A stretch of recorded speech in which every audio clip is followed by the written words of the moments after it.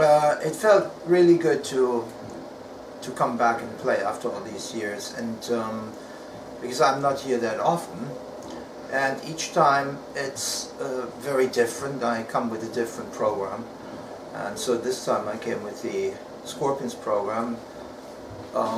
That alone made it very different, because it was a lot of the songs were the same ones that we played 40 years ago. You know, I just thought the tour went extremely well, and it exceeded my expectations, if I had any.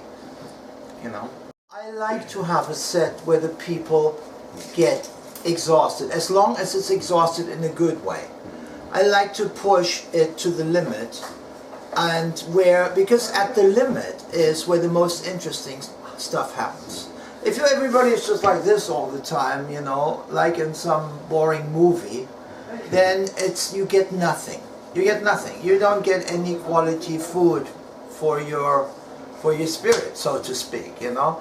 But if you push to the limit, like with your concentration and your emotion, then you will get something. You have to get something. I always, when I touch the guitar, I'm only interested in art. And I feel my, some people would say job, some people would say vocation.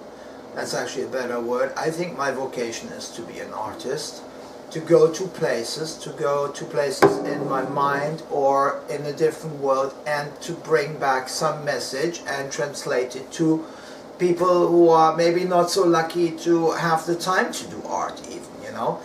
And so I feel it's a privilege, but I respect that privilege a lot. So after we had finished the album, the Scorpions Revisited, I was very, very pleased, because my expectations originally were not so high. I thought, okay, we'll just do a live album, you know, and it'll be a live album. But then I started to take the project much more seriously once I saw what was happening in my mind with it, and I also saw how the audience reacted. That also changed my vision of everything. It didn't matter where we played, whether it was in America or France or England, and now in Japan. The audience was always like ecstatic. We had much better reception now than we had with the Scorpions. I remember with the Scorpions very often the audience would just maybe stand there, you know, and yes, we did get encores, but now it's something else is happening, you know. And so I got inspired by that, and I thought, we're onto something here, you know, because I want to connect with the audience, with a particular audience, you know, not maybe with everybody, but with those who have an ear for these things, you know. That's what it's all about, you know.